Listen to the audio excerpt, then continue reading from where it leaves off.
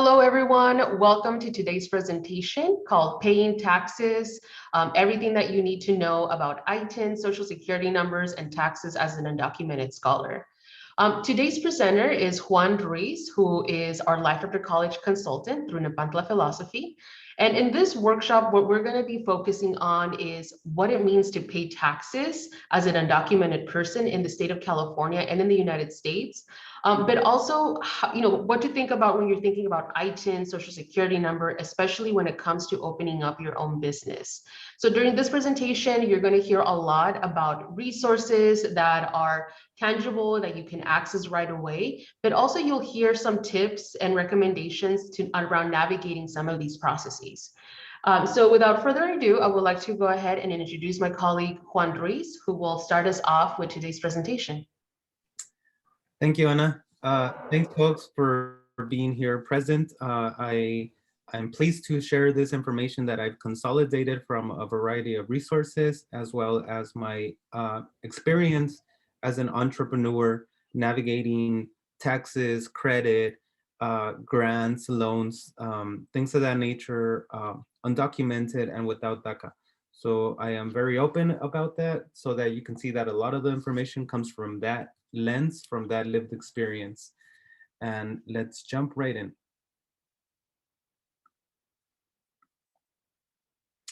Alrighty, so today's presentation, Financials 101, taxes, business, credit, grants, and loans. We'll cover a little bit of all that information.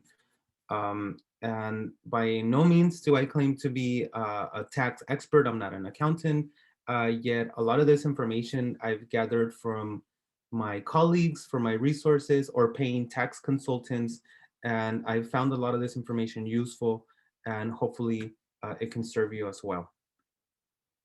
So some of the content we'll cover is the basics on filing taxes as an independent contractor, or if you already have a business entity as a business owner. How do you build credit and financial capital or seek loans and grants for small business owners? And I just want to point out that a lot of this information can be taken as a financial literacy course. It doesn't mean that it's only meant for entrepreneurs or business owners. It can cover a lot of the undocumented community needs. And hopefully some of these resources serve you, not only if you're an entrepreneur, but an undocumented student considering probably entrepreneurship. So on the first topic of taxes, there's going to be some information as navigating taxes as an independent contractor. What are the forms you're going to need to file your taxes or to even get an ITIN number, an individual tax identification number. And some of these links that I provide are live links. They will take you directly to that resource. So let's start with some of the basic facts. We have to start and let you know that all immigrants, regardless of the status, are able to earn a living as an independent contractor or start a business using an ITIN number or an employer identification number, which is an EIN, or for those of you that might have DACA, a social security number.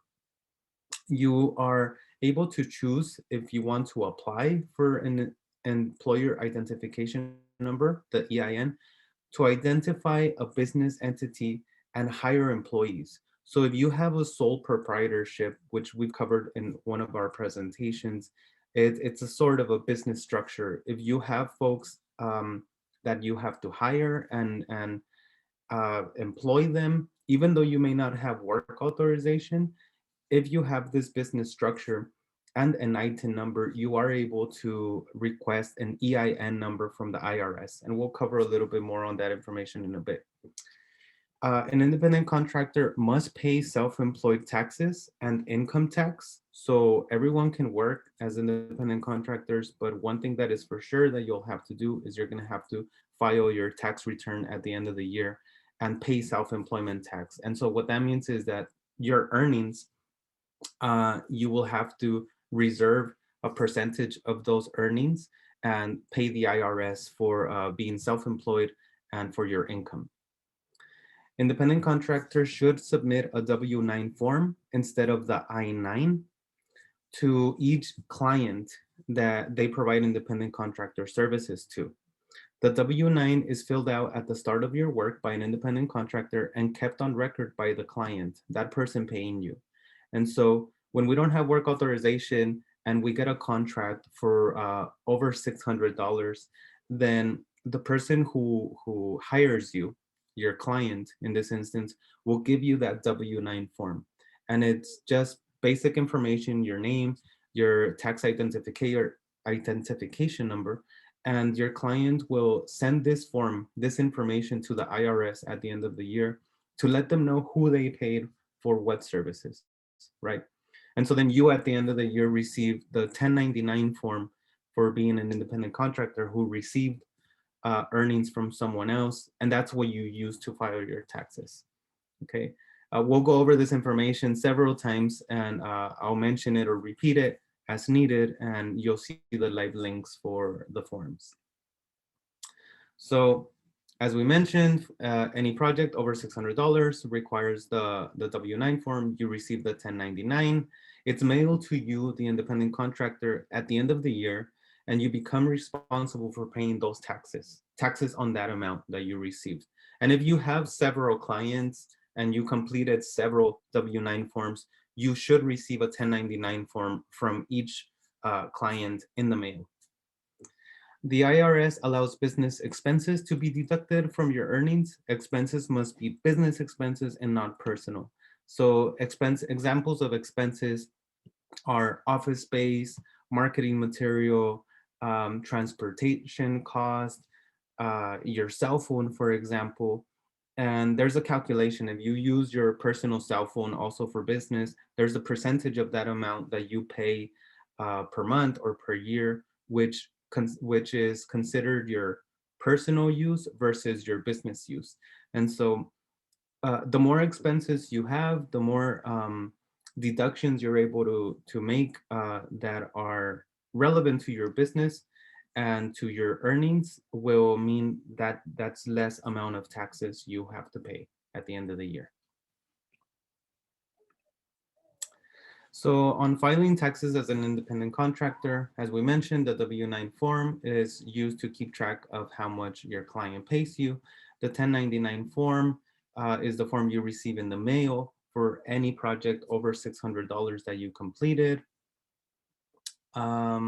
The form 1040 is used to report your self-employment tax. So this is the form that at the end of the year you're completing. It tallies up your gross income, your net earnings, your deductions, things of that nature.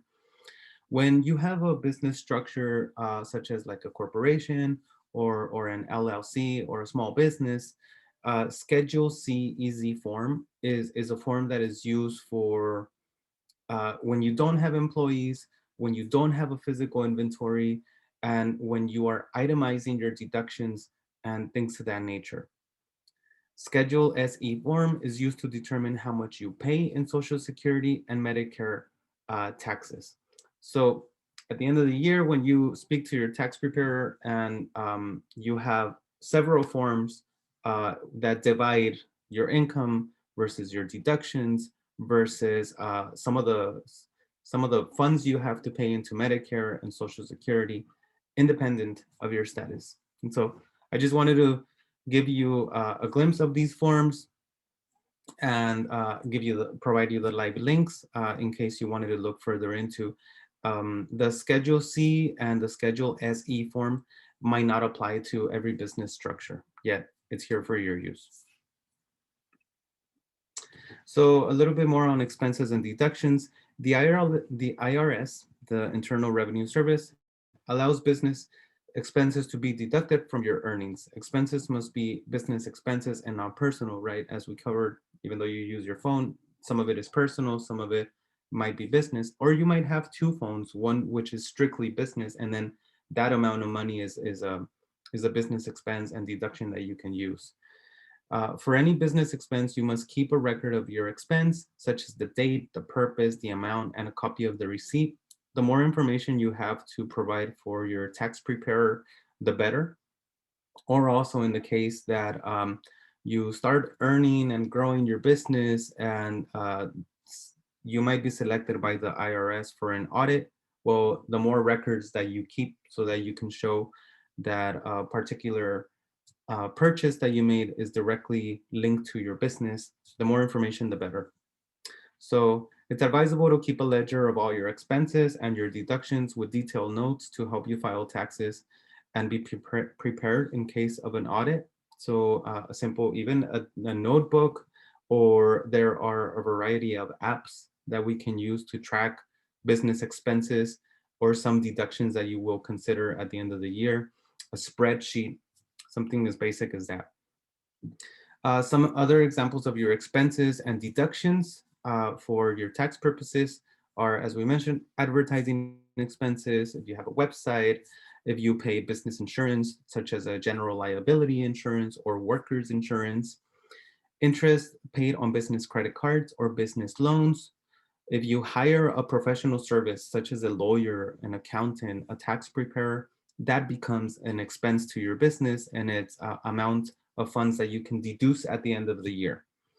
Repairs for your equipment, if you have office supplies, if you needed to purchase a computer, a printer, if you needed to travel for business purposes, all of this, the receipts, the date, the purpose for this purchase, for this expense, it can convert into a deduction at the end of the year for your taxes.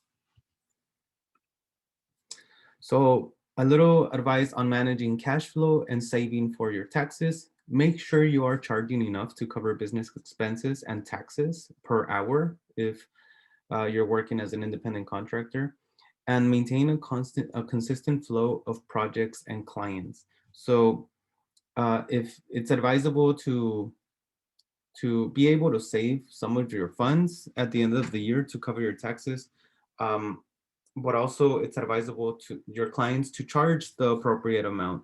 It tends to be that in independent contractors in our culture, we might second guess. The imposter syndrome might come lurking in, where you don't know if you're overcharging your client, and you don't calculate the appropriate amount. Just a simple word of advice: you will have to pay around 25% of your income. So if you're thinking per hour, just imagine that 25% of that hour might go directly to the IRS and to cover your expenses. So calculate for that when you are negotiating a contract and considering your projects and your clients. Um, Another tip would be to achieve that appropriate number is you can research what are the hourly rates of people who do the similar work that you are proposing in a project. Make sure you determine how many clients and projects you need to have financial stability, and that you can deliver on your project. Don't overwork yourself. Don't get more clients than you can provide work for. Submit invoices to your clients on time so that your pay can arrive on time and you can make your business expenses on time as well. There's a great resource that is provided by the IRS. It's free if you make between $16,000 to $72,000. It's a free IRS filing program. It's called Online Taxes, OLT.com. It's a great resource. There's free customer service. It's reliable. It's provided by the IRS. It's very transparent. It's confidential. And there's live feedback. Also, it's very user friendly. If you make a mistake anywhere in your forms, when you're about to submit, the system brings you back to the precise moment where you made your mistake so that you can adjust it. Otherwise, of course, you can hire a consultant or a tax preparer. Yet, if you are an independent contractor getting started and you receive all your 1099 forms in the mail, and you know precisely how much of that amount that you have to pay is related to your expenses because you kept a clear ledger or a spreadsheet, that information is going to be very easy for you to input in a resource like this. The reason that I mention OLT as well is because there's advertisements for example, TurboTax or H&R Block that provide free tax preparation. Yet when it comes to the point that you need to input your social security number or provide your legal status of your legal residency status, then those softwares don't allow you to prepare your taxes for free. OLT does. So if you're undocumented and you've been working as an independent contractor with an ITIN, OLT is your resource. That covers some of the information on taxes. And now I'm gonna do a brief informative session on credit and financial capital and give you some of those resources, which might overlap in terms of importance. So you can build credit with your social security number or tax identification number by applying for a credit card at your local bank or whatever merchant of choice you might have. And one way to get started on credit, building credit, one way is to get a secured credit card. And what this means is that you go to your bank and you bring your funds. You can start off with $300 and they create a credit card for you, a credit card line, where you're able to use these $300 and start buying things in credit, pay your receipts. After about a year, if you've been responsible with using your secure credit card, then the bank will be or might be open to offer you a credit card from them, and you start building your credit. The federal government gives you free credit reports. Here's a link for you, but it does not provide free credit scores. So there's a subtle difference, but instead of paying for like Credit Karma or other resources to give you some of these reports, the government provides them for you. Other services, if you would want to pay, it's Credit Karma, creditsesame.com, or credit.com. Some ways to build your credit is apply for a credit card at the bank or begin with a secure credit card, use a cosigner for a loan, or become an authorized user on someone else's credit card. Someone who trusts you and you trust them, they add you to their credit card and then you start building that credit history. Make sure to be a responsible credit user, make payments on time.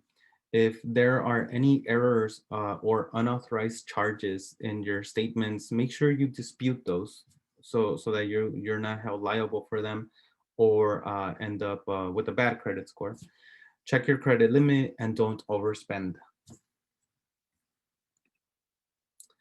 On loans, when seeking business capital, be prepared to present business documents. When did you create your business?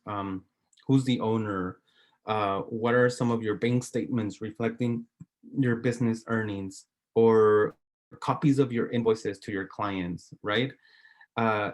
Perhaps you've already filed taxes for a couple years. You bring all of these documents when you request a loan. However, there may be a legal residency requirement with small business loans, yet there are several options. Community credit unions are great to work with because they understand some of our community needs and can start you off with a small loan. There are lending circles such as the Mission Asset Fund, and we'll cover a little bit of that in a minute. Nonprofit organizations provide microloans for small businesses, such as Action USA. Another live link for you if you consider a small business loan. What's better than borrowed money? Well, free money. And small business grants is precisely that. A small business grant offers a way for small business owners to get established or to grow their business without having to worry about paying back the funds with high interest rates. Grants are typically offered through nonprofits, government agencies, and corporations. Some grants focus on specific types of business owners, such as minorities, veterans, people of color, women, those of us that are underrepresented in business ventures. And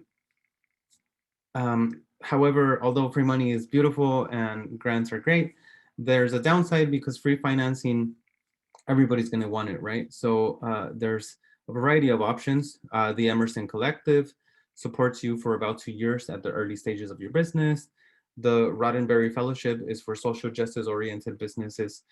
They provide a variety of support and mentorship. And the California Business Relief Grants These are state funded programs. When we had the pandemic and the COVID times, the state provided relief support for small businesses and some of these grants. I provide you some of these links because they are live and they offer you more information. And there are also grants, that applications that I'm gonna give you right now, for those of you that just started off in California, and they're live as well. So the Mission Asset Fund is a great resource. They report your lending activity to credit bureaus, and they took a very interesting approach to lending money. Some of us might be familiar with lending circles already, where in our community, we all borrow money from each other, and every week, everybody pays into that pot of money, and one of us benefits every week, right? The Spanish word for something like this is a tanda. And Mission Asset Fund took on this idea of the lending circle, where you're able to borrow money and then pay it back with no interest. And the cool thing about it is that all your activity and information is reported to the credit bureau. So you start building your credit with something that we might already be doing in our community. They also provide online financial education and a series of workshops. And all the information that you provide to them and them to you is encrypted, secure, and private. So this is a great resource with zero interest loans. There is a project going on right now where it's called the California Dream Fund, and it's administered by the California Office of Small Businesses. And there are selected centers which provide the technical assistance and teaching of how to develop your business or how to start your business. And when you go through their teachings, it's about 8 seminars that you attend, 1.5 hours. Then they recommend you that you gain certification, you passed their teachings, and you are eligible to receive $5,000 to $10,000 of a grant, money that you don't have to pay back, right? So the California Dream Fund, here's the live link. And depending on where you are located in California, you find your particular participating center, you sign up for classes, and then gain certification and then become eligible for the grant. So this is a one-time $35 million grant program so that you can start your business or grow it. I recommend it. If you are in the Watsonville, Santa Cruz area, and I think it might be San Jose or Santa Clara, but in this area where I'm located in Santa Cruz, El Pájaro CDC is the participating center. And one of my colleagues, Carla Reyes Noguera, who is also very well versed in undocumented folks and entrepreneurship, is teaching the course. So they are my participating center. Yet, as I mentioned earlier, look at that list and see who's your participating center. Okay. And just I want to mention, for those of you that are in the Watsonville area, El Pájaro CDC is one of those examples that provides grants and also loans and teachings for independent contractors who are looking to grow their business. So they provide you business consulting and coaching. They have training events, and they have something pretty cool, which is called the commercial kitchen incubation. So if you are a street vendor and you sell foods and food goods, you can go to their commercial kitchen. They have their insurance, they have all certification up to date. You prepare your food there, and then you're able to sell it to your community market, or you can sell it as you wish, wherever. And they also have a great business program which takes you from A through Z of establishing your business. It's called the Empresaria Business Program. Sparkier Dreams, through immigrantsrising.org, they provide you with applications for seed funding and grants. They have entrepreneurship content created by and for people who are undocumented. A variety of interactive worksheets allow you to organize your ideas, to start brainstorming. How are you going to develop your business? There's community support, a network of undocumented entrepreneurs already who have gone through through their programs. And it's a free and confidential service that you can use. You create your portal and you're able to start learning what sort of business model, what sort of business strategies do you want to create. Once you complete their teachings, then you are eligible also for Spark grant. Venture Rise is a great resource also for undocumented folks who want to learn more about loans and retirement or healthcare for their small business. If you have employees and you want to look into a plan, this is a trustworthy connection, and they get you loan ready. They prepare you and they pair you up with the appropriate loan for your business structure. As I mentioned earlier, Action is a business lending and resources hub. Um, and they look at your needs for your business and also pair you up and match you with loan experts. And they have a variety of downloadable resources, such as the Small Business Owners Toolkit. And I'm just wrapping up with some of these resources. You might have heard of some of these links before in my other workshops. I just think that it's great to put them out there, very user-friendly and undocumented friendly. So if you want to look more into what it takes or how do you get your ITIN number or your employer identification number so that you can employ folks, or more information on taxes, I gathered a lot of my information from these resources. And this is the Immigrants Rising, a guide to ITINs, EINs, and taxes, as well as getting access to financial capital for yourself and your business when you're ready to start getting credit and loans. If you want to look more in depth, here's another great resource for you. So with that, I wrap up my taxes, loans, and grants credit presentation. I hope to have provided you with some financial literacy resources. And if you have any questions, I continue to be your entrepreneurship consultant, and you can reach me at Juan Ruiz and nepantlafilosophy.com or set up an appointment. Ana, thank you very much. I lay it over to you. Thank you so much, Juan, for that presentation. Let me go ahead and unpin you right now. I think there is a question in the chat from one of our audience members, and I'm going to read it out loud for you. So if I have a business generating income from my home country or bank account open abroad, do I have to report that as well? So this sounds like income from abroad. So that's a good question, and it comes in a good time. As a business owner, I'm incubating someone who is abroad, who's in Mexico, and they provide services for a company here in California as a paralegal. And they're getting incubated through my company, so I'm managing that contract. I reached out to a colleague of mine who is just recently graduated from law school, and I asked this question: do you have to report your taxes if you're working in another country, or if you're getting earnings in the United States, but you're not here? It's not the same question, but it's similar. And their response was, it's not uncommon for folks to generate income in this way. And it's basically the same way that you manage being undocumented in the US and reporting your taxes. So in no way do they advise you not to report earnings, right? Especially if they're linked to the US. It's completely up to you. But I don't know if I answered the question precisely yet. If you want to report your earnings, then you would do it with an ITIN as if you were undocumented. Like it doesn't change much, and it's totally up to you. And in no way would I ever advise you not to report something, right? Thank you so much, Juan. And I know that there are some resources here that Juan has shared with us, organizations that you can reach out to also ask some of these questions to professional tax preparers, folks who have a little more technical background around how that works. So feel free to reach out to those resources. Or like Juan suggested, reach out to him and, he'll make sure to connect you to the right folks.